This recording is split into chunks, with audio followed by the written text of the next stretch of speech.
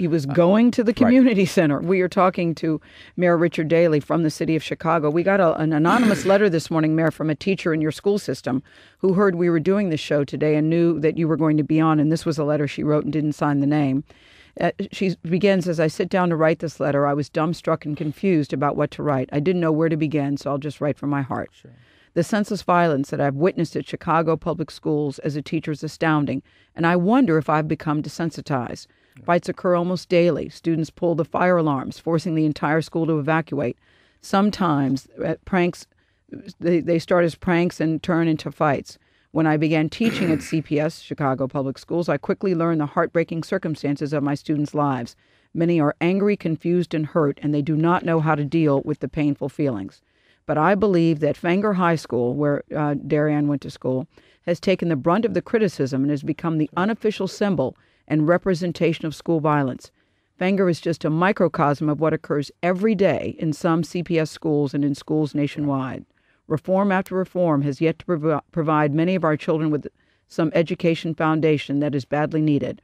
Our children desperately need our help, and it is our charge to help save this generation. What do you say? I saw Anderson Cooper's special that he did on Chicago 2 days ago that I thought was very powerful, live from the streets of Chicago. And they had residents there that had raised two questions. First, what is Mayor Daley doing? One. Number two, if this was happening in white communities, this problem would have been corrected. People would be marching in the streets. There's no way that this would happen in white suburbs of Chicago. What do you say to that? I disagree with that. First of all, we've had marches every day in regards to any killing in any community. If you talk to the families who lost loved ones, purpose over pain, they're black, they're white, they're Hispanic. We don't say they're black or white. They're everyone. That child, it wasn't a black child. That child was a child. You start breaking down black and white. But I want to get back to Fenger. The principal's done a tremendous job in 2 or 3 years. They don't have any riots in the schools. There's no violence. If you look at all the killings, unfortunately, are away from the school. They have not been in the school. These schools are not out of touch in a sense that violence is taking place every day. Majority of schools, there's a number of schools that do have problems.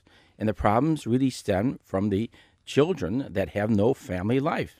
But do you think, Mayor, it's out of control in Chicago? No, it's not. No. You don't believe it's out of control? No, one child killed is one too many, Gail. One. Yes. Not two, not four. This is not a counting system. One is one too many. And that's what I've always said in regard to this, trying to get the moral conscience of the community that a child has a right to live. Yes. Don't look the other way.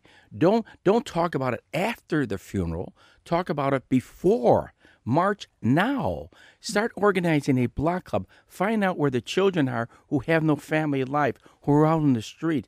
It is responsibility of everyone. I'll take the responsibility, which I do, because I firmly believe the public school system is getting better every day in our school system. Remember, the kids only go to school for 6 hours a day. Yes. 6 hours, and that's by union contract.